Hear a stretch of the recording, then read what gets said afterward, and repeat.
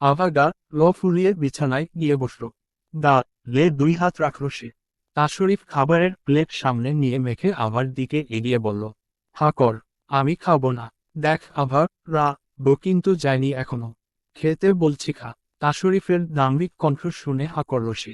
তাশরিফ ধীর কণ্ঠে বলল, ওনাকে খাওয়াতে আমাকে আসতে হলো এখানে। মেয়েরা এত রংতা মা সা কিভাবে করে?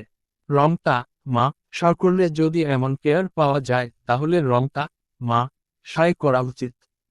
তাশরিফ কথা বলছে না, সে চুপচাপ খাইয়ে দিচ্ছে আভাকে। তাশরিফের নীরবতা আভার বোধহয় একদম ভালো লাগছে না। সে চি হয় বলল, মানুষ এত গো ম রা কিভাবে যে হয় আল্লাহই জানে। তাশরিফ একদম নিচু স্বরে জবাব দিল, ডাক্তারদের চরিত্রই এমন।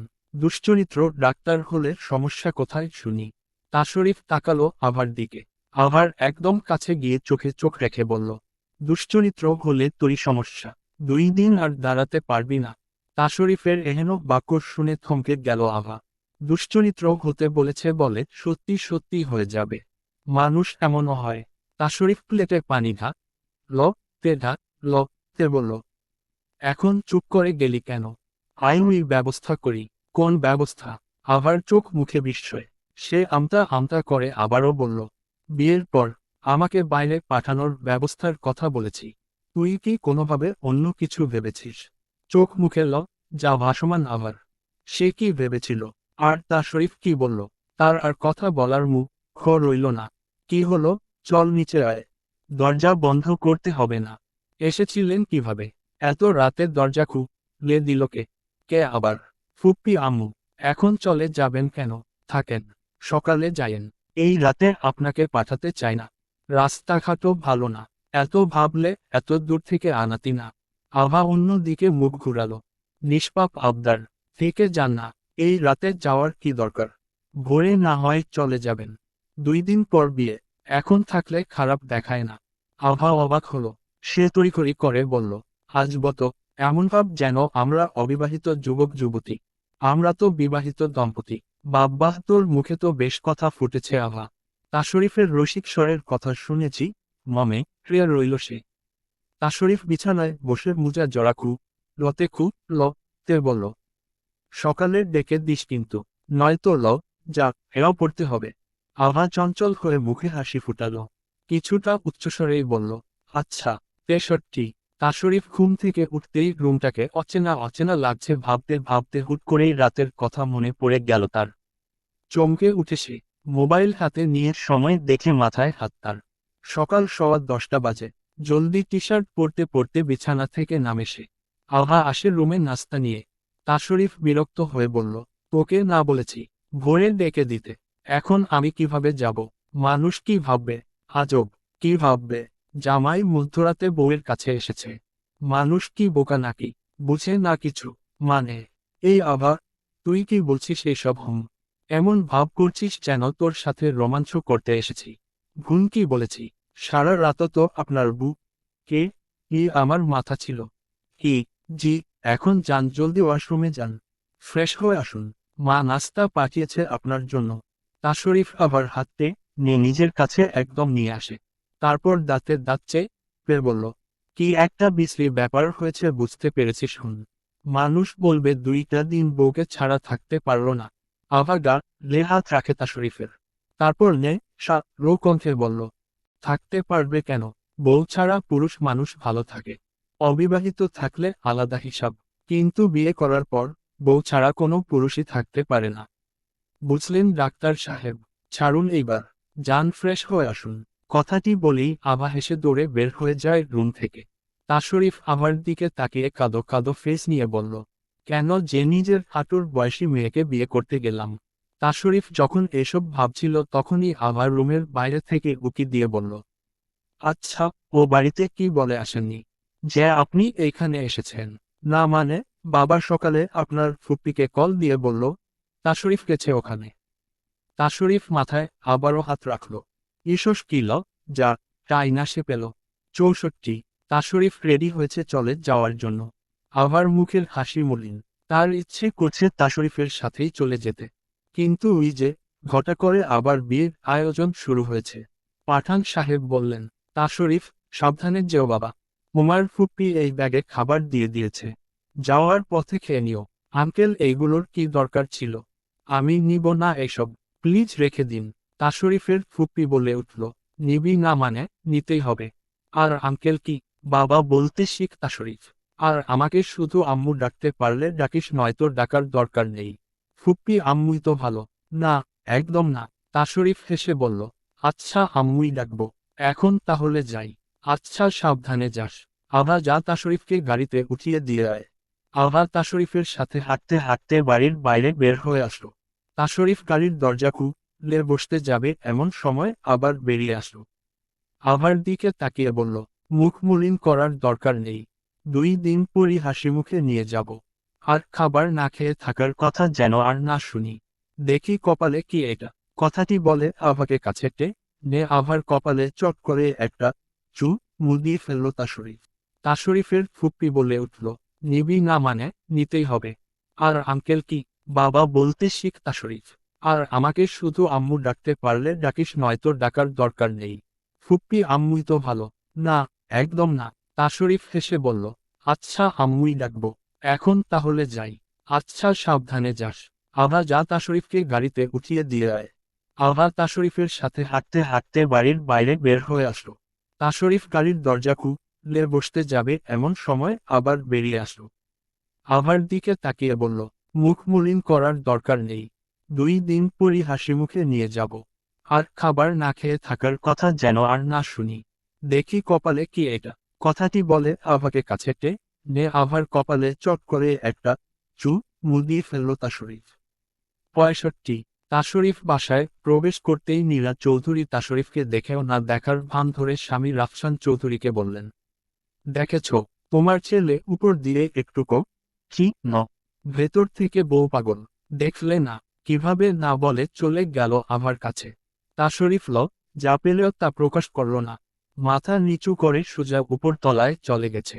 পেছনে থেকে শোনা গেল মা বাবার অট্টহাসি। নিজ রুমে এসে গোসল সেরে নিল। ওয়াশরুম থেকে বেরিয়ে আসতেই শুনল ফোনের রিংটোনের আওয়াজ। ফোন হাতে নিল সে। ফুপ্পির নাম্বার। আভা কল করেছে বোধহয়। এইটা ভেবে কল রিসিভ করল তাশরিফ।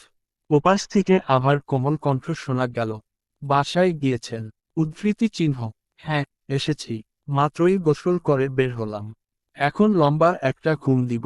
একটু পরেই তো সন্ধ্যা হয়ে যাবে। গায়ে হলুদের আগেই উঠব, তা নিয়ে তোকে ভাবতে হবে না। ওপাশ থেকে আর কোনো আওয়াজ এলো না। তাশরিফ বলল, হ্যালো। হ্যালো, শুনছি। আভার মলিন মুখের উত্তর। তাশরিফ বলল, কি হয়েছে? মলিন হয়ে আছিস কেন? ওভাবে কথাটা না বললেও পারতেন। তাশরিফ বুঝতে পেরে বলল, আরে আমি তো সাধারণভাবে বলেছি। এতে পেঁচানোর কি আছে? আমি কথা পেঁচাই। কথাটি বলল তাশরিফ পরল আরেক বিপদে। এখন প্যাচাস বললেও দোষ, না বললেও দোষ। তারিফ বলল, আরে না, আমি ওইটা বলতে চাইনি তো। আজব, তুই এখনো বাসায় কি করছিস? ড্রেস গহনা রেডি কর। সন্ধ্যার আগে পার্লারে যাবি না? না, যাব না। বিয়ে করব না আমি। বিয়ে না করলেও সমস্যা নাই। তুলে নিয়ে এসে বিয়ে করব। আপনি ডাক্তার, কোনো ভিলেন নয়। আমি তোর জন্য ডাক্তার থেকে ভিলেনও হতে পারি। 66। আভা পার্লারে এসেছে সাজতেন। ঈষৎ কত সুন্দরভাবে বাড়ির ভর্তি লোক। হাসিতে মুশগুল প্রত্যেকটা মানুষ। আজ তার বিয়ে, সে বউ সাজবে। আগেরবার বিয়েটা তো একদম অপ্রস্তুত ভাবেই হয়ে গিয়েছিল। এখনের যতটা আনন্দ, ততটা একদমই ছিল না। তখনই আভার কাজিন তিশা আসলো। উৎফুল্ল হয়ে বলল, আপু আপু, ভাইয়া কল দিয়েছে। আভা আনমনে হেসে তড়িঘড়ি করে ফোনটা হাতে নিল। ওপাশ থেকে তাশরিফ বলল, অডিও না, ভিডিও কলে আয়। না, এখন না, আমি পার্লারে আসতে বলেছি, আয়। তাশরিফের দৃঢ়কণ্ঠী কথাটি শুনে গেল আভা। ভিডিও কল এলো।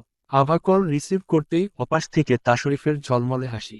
একটা মানুষের হাসি এত সুন্দর কিভাবে হয়? আভা, দেখতো আমি কোন পাঞ্জাবি পরব। পার্লারের মেয়েরা হাসছে ওপাশ থেকে তাশরিফের কথা শুনে। আভা হেসে বলল, ওই যে মেরুন কালারেরটা পরুন। ওইটা আপনাকে অনেক সুন্দর লাগবে। তুই লাইনেই থাক। কলকা টি সন্না, আমি চেঞ্জ করে আসি। তাশরিফ ক্যামেরা অফ করলো। 5 মিনিট পর আসলো। কেমন লাগছে? সুন্দর লাগছে তো। আভা, তোর মতো তিতাকে আসলে জিজ্ঞেসই করাই উচিত হয়নি। কি করলাম? একটু ভালোভাবে বলতে পারিস না? যে অনেক সুন্দর লাগে আপনাকে। আভা দাঁত বের করে হেসে ফেলল। পরক্ষণে বলল, এই যে শুনছেন, আপনাকে অনেক বেশি সুন্দর লাগছে। মাকে বলুন কালো টিপ লাগিয়ে দিতে, কারণ যেন নজর না লাগে। সাবধানে থাকবেন, বুঝলেন? না জানি কেউ আবার কিডন্যাপ করে নিয়ে যায়। আভার কথা শুনে পার্লারে উপস্থিত সবাই ফিক করে হেসে ফেলল। ওপাশ থেকে তাশরিফ চলে চুপ লোক কা নির্বাণ করে বলল, ওকে আজ অনেক সুন্দর লাগছে আভা। ঠিক যেন কোনো রাজ্যের রাজকন্যা, ঠিক যেন কোনো বাগানের অপরাজিতা ফুল। 67 গায়ে হলুদের অনুষ্ঠান বেশ সুন্দরভাবেই সম্পূর্ণ হলো। নাচে গানে মেতে উঠেছিল পুরো বাড়ি। মনে হচ্ছিল হ্যাঁ, এ বাড়ির একমাত্র ছেলের বিয়ে। রাফসান চৌধুরী স্ত্রীকে বললেন, তোমার ছেলের বিয়ে ধুমধামে দিচ্ছ, খুশি তো তুমি? অনেক ইচ্ছে ছিল না। নীরা চৌধুরী বলল, খুশি হব না? এখন শাশুড়ি হয়েছি, কিছুদিন পর হব দাদি। হাসলেন রাফসান চৌধুরী। দেখতে দেখতে ছেলেটা কত বড় হয়ে গেছে। এই তো সেই দিনই তো তাশরিফ রাগ করত অফিস থেকে উনি ফিরলে। তখনই তাশরিফ আসে বাবা মায়ের রুমে। এসে বলল, মা, কি হয়েছে বাবা? তোমার বিয়ের শাড়িটা কোথায়? দেখি তো। নীরা চৌধুরী অবাক হয়ে বললেন, কেন? দাও না। আলমারি থেকে শাড়ি বের করলেন নীরা চৌধুরী।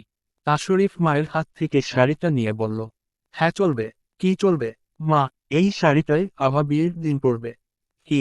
অবাক হয়ে রাফসান চৌধুরী আর নীরা চৌধুরী একসাথেই উচ্চস্বরে বলে উঠলেন। তাশরিফ বলল, অবাক হওয়ার কি আছে? আমার মায়ের শাড়িতে আমার বউ আসবে। কিন্তু বাবা, মা এইটাই পরবে। এই শাড়ির দাদি তোমাকে দিয়েছিল। এত সুন্দর শাড়ি আজকাল তো পাওয়াই যায় না। চুমকি ঝুমকি লেহেঙ্গার শাড়ি আমার একদম অপছন্দ। তাই এই সুন্দর শাড়িটা পরেই আভা আসবে। ছেলেকে অয়ে ধরলেন নীরা চৌধুরী। তিনিও ভেবেছিলেন আগে থেকেই তাশরিফের বউকে এই শাড়িটা পরিয়ে এই বাড়িতে আনবেন। কখনো বলা হয়নি, আজকালকের যুগের ছেলে মেয়েদের এই শাড়ি পছন্দ নাও তো হতে পারে। 68 সারা বাড়ির জুড়ে হইচই। আজ বিয়ে। বিয়ে বাড়ি তো বিয়ে বাড়ির মতো হবেই। মানুষের জমে আছে। আভাকে সাজাচ্ছে পার্লারের দুইটা মেয়ে। বাসায় আনা হয়েছে তাদের। বরপক্ষ আসবে না, এসে গেছে। শুধু জামাই আর বাকি পুরুষরা বাকি। মহিলারা চলে এসেছে শাড়ি গহনা নিয়ে। তাশরিফের কথা অনুযায়ী আভাকে আজ শাশুড়ির শাড়ি পরিয়েই সাজানো হচ্ছে। নীরা চৌধুরী আসলেন রুমে। আভা বলল, মা, দেখো তো আমাকে কেমন লাগছে। আভার হাসি মুখের কথাটি শুনে নীরা চৌধুরী কাছেটা লেন আভাকে। থুতনিতে হাত রেখে বললেন, কারোর নজর না লাগুক আমার মেয়ের উপর। বল না আমি আমার বাড়িতে মেয়ে নিয়ে যাচ্ছি। হাসলো আভা। আর মাত্র কয়েক ঘন্টার অপেক্ষা। তাশরিফ আসবে একটু পরেই। বর এসেছে শোনা গেল বাইরে থেকে। আভা জানালায় দাঁড়ালো গিয়ে। গাড়ি থেকে নামছে তাশরিফ। খয়েরি রঙের শেরওয়ানিতে কি সুন্দর লাগছে মাশাআল্লাহ। আমার বরকে জামাই জামাই লাগছে একেবারে। কথাটা ভাবতেই হাসলো আভা। নিজের মাথায় নিজে টুকা দিয়ে বলল, আমার জামাই তো, জামাই জামাই লাগছে আবার কি? তাশরিফের নজরও জানালায়। ওই তো আভাকে দেখা যাচ্ছে। নিচের দিকে তাকিয়ে কি যেন ভাবছে সে। বিয়ের কাজ সম্পূর্ণ হলো। আভাকে গাড়িতে বসানো হলো। সে আজ কাঁদছে না। কাঁদবে কেন? সে তো জানে, সে যখন চাইবে তখনই এখানে চলে আসতে পারবে। তাশরিফ আর নয়তো তার মামা তাকে নিয়ে আসবে। তাশরিফ গাড়িতে বসতেই ড্রাইভার গাড়ি স্টার্ট করে দিল। তাশরিফ আভাকে বলল, তুই এমন কেন রে আভা? মেকআপ নষ্ট হয়ে যাবে বলে একটু কান্নাও করলি না? তাশরিফের এহেন বাক্যে থতমত খেয়ে গেল আভা। এইটা কি বলল তাশরিফ তাকে? এই, আপনি জানেন, আমি সাজের জন্য কান্না করিনি। তো কি ভেবেছিস এত টাকা দিয়ে আটা ময়দা সুজি লাগিয়েছি, কান্না করলে তো এসব শেষ হয়ে যাবে? কে বলেছিল পার্লারের কথা? কে আবার? আমি। তাহলে এখন কথা শোনাচ্ছেন কেন? কথা শুনালাম কোথায়? আমি তো বললাম একটু। এই একটু বলবেন কেন? আমার বউ তাই ফুলে সজ্জিত একটা রুমে বসে আছে আভা আর তাশরিফ। আভা আজ চোখ তুলে তাকাতে পারছে না তাশরিফের দিকে। আজ এত যা পাচ্ছে কেন সে? বিয়ের এই রাতটায় বুঝি সব মেয়েই এমন লাজুক মুখে বসে থাকে? তাশরিফ বলল, তাকাচ্ছিস না কেন? না মানে? আমার না কেমন জানি গো, র মগো, র লাগছে আভা। কোথায়? রুমের এসি তো অনই আছে। এত সুইট একটা বউ সামনে থাকলে এই এসিও তো গো র হয়ে যায়। ঈশ্বর, কি যে বলছেন, অসভ্যের মতো। প্রেমিক পুরুষরা অসভ্যই হয় জানিস। আমার না জ্বর জ্বর লাগছে। আভা হাতটা তাশরিফের কপালের দিকে বাড়িয়ে দিল। বলল, কই দেখি তো। আভা হাত দিয়ে বলল, জ্বর তো আসেনি। তাশরিফ চোখ বন্ধ করে প্রশান্তির স নিয়ে বলল, এত ভালো মেডিসিন থাকলে রোগও তো বলবেই। মো কামিং স্যার। আভা এইবার হেসে বলল, কি যে শুরু করেছেন আপনি। আমার ঘুম পেয়েছে, ঘুমাবো। আজ রাতও তো ঘুমানোর নয়। আজ তোকে ঘুমাতে দিব না। আমার বড্ড বাবা বাবা ডাক শোনার ইচ্ছে হয়। আজ রাতে তোকে আমি দ দিব, আর তুই আমাকে কিউট একটা বাবু গিফট করবি। ল যা হেওয়ালা হয়ে যায় আভা। খুব রোভাবে আভাকে কাট ছেটে নেয় তাশরিফ। আজ রাত তাদের, একান্তই তাদের। সকালের সূর্যটা হয়তো অন্য দিনের চেয়ে আজ রাতের পর একটু বেশি সুন্দর দেখাবে।